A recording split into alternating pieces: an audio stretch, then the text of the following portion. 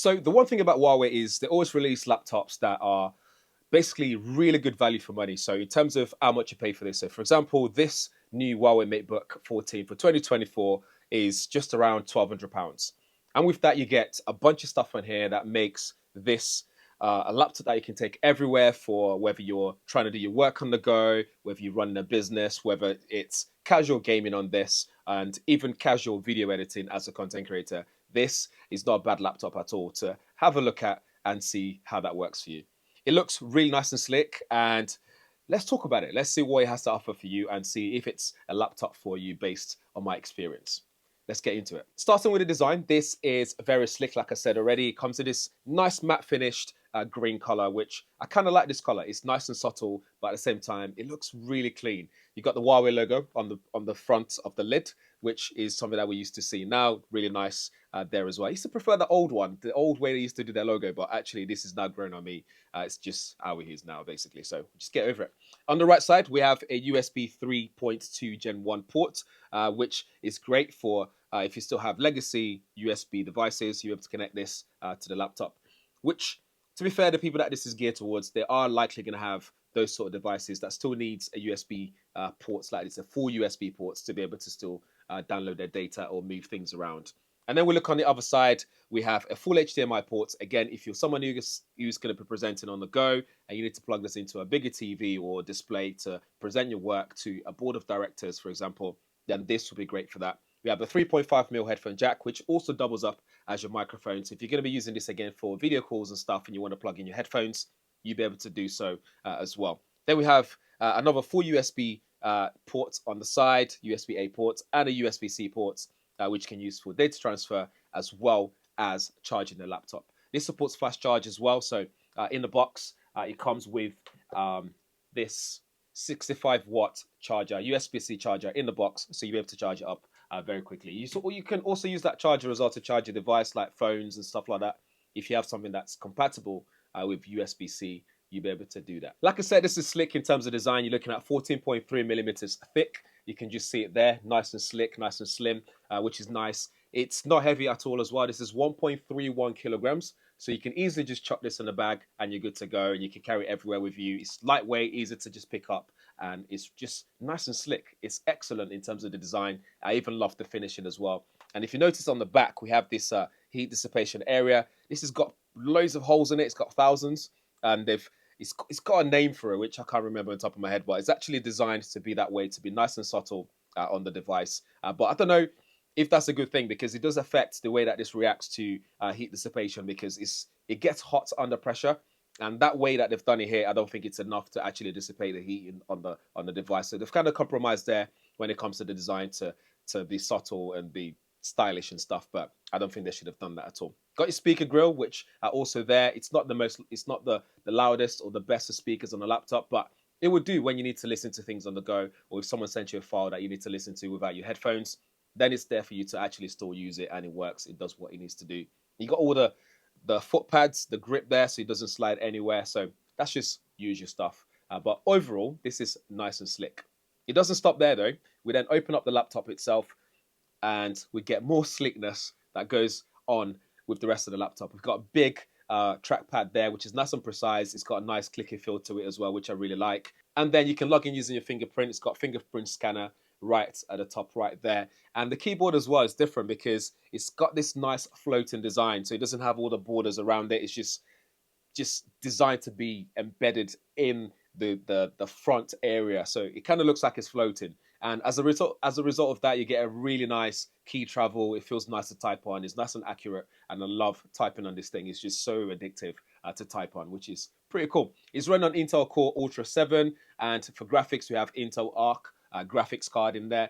It's not a discrete GPU, which means you hardcore gamers, you may be able to do that on here, but you can still do some casual gaming. I've been running Apex Legend on here, and it works really nice. I've paired it up with my Xbox controller, and I was able to game just casual gaming. It's nice and smooth. There's no hiccup at all. It just works really well. So I think if you can play Apex on here, that's no issue at all.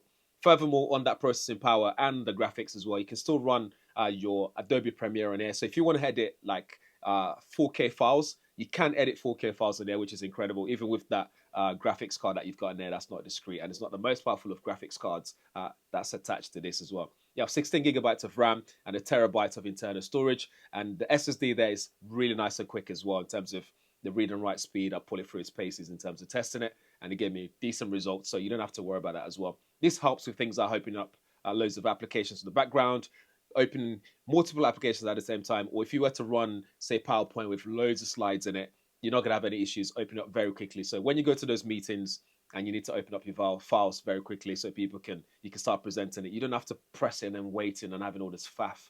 It's just nice and quick, nice and slick, and that's exactly what you want. The display itself is bezel-less, which adds to that sleek profile of what the laptop's about. You got HD camera up top, full HD camera, and this is actually 2.8K OLED as well. So like I was saying, in terms of value for money, you also get an OLED display on there, which means it's nice and bright. The contrast levels are good. It's got wide color gamut, 100% P3, which is good for your color accuracy when it comes to editing photos, editing videos on the go. So you got all those added value for what you're paying for on this. It's also 120 hertz refresh as well, which is good for scrolling, and sometimes those bit of casual gaming that you might be doing, that's also good for that as well. This is 3:2 aspect ratio, and it's 450 nits of peak brightness, which is good for when you're going to be editing in direct sunlight situation, for example, or when it's just not that bright where you are, or too bright, sorry, where you are. You still be able to see the screen and you're good to go. One thing that does annoy me though on here is the glare, because as you can probably see on the screen right now, the lighting in the studio is reflecting off, yeah, like that. It's reflecting off the display. And imagine you're in this bright sunlight situation. When it's hitting that screen, you're going to be getting those reflections as well, those glare on there. So it'd be nice if you had some sort of anti-glare coating on there, but we can't ask for too much. You're paying £1,200 for this, so you are getting, decent amounts for that price point already. Elsewhere, this is 243 PPI. You do get things like your eye comfort certification, so like blue light emission and all that stuff. So you can turn it on so it goes user friendly when it comes to your eye protection, to make sure that you're not staring at blue light for too long. So you should definitely use that when you need to, so protect your eyes. And it's also touchscreen as well, so you can use your hands to navigate this, or you can get the latest M Pen and also use that to maybe draw, annotate, do whatever you want to do. You can do that on here. Unfortunately, this is not some sort of convertible laptop, and it doesn't fold all the way back. It just folds maybe that far, if you guys can see. And with that, it just means you won't be able to fold it backwards or anything like that. It's not a convertible laptop to start making notes, but you still be able to use your M Pen on here to still annotate things and draw if you really need to do so. More on the performance, you have a 40-watt TDP, which is good. You got improved ventilation system, or just cooling system rather than ventilation. But even with the cooling system on here, it still gets hot under pressure. So that's something to bear in mind if you're going to be opening up your Adobe Premiere and your game, and then using some PowerPoint stuff and open up the internet, especially Chrome. It's going to start taking its toll on the level of heat dissipation and cooling that you get on this. For the battery, you have 70 watt-hour battery in here. It supports fast charge as well. Even though with the fast charge, it still takes a little bit of time to charge up, so that's something to bear in mind. Again, they say you can play up to 19 hours of 1080p video on here, which you can do if you tried, but I think it just gives you an all-day battery, and that's all you need to know. All-day battery is more than enough. You don't have to carry a charger with you. You still do what you need to do before the battery dies throughout the day. You have Wi-Fi 6 on here, so it's pretty quick as well. And you got boosting as well. So in terms of performance boost, you can boost the performance using the operating system settings and boost things a little bit, which can be useful when it comes to gaming, or if you've got extra stuff to do that needs that extra oomph, that extra power. But I think overall, though, it's an excellent laptop for the price point. I think it's nice and sleek. You get OLED display, 2.8K OLED display. That's nice and vibrant, nice and bright. It looks really good. You can do some casual gaming on here. You can edit your 4K videos in Adobe Premiere if you need to. Lightroom is excellent, works really well. You can pair it up with M Pen, so it has a lot of good things going for it. And yeah, it's a decent laptop. It's cheaper than your MacBook counterpart or competitor version for this, but again, take that. Do with that information what you will. It might be that you need a Mac operating system. That environment might be what you need instead of this. But if it's just about price point and you don't care about the ecosystem and the operating system and all that stuff, then this is probably one to consider, because you are getting a whole lot for your money. So really decent.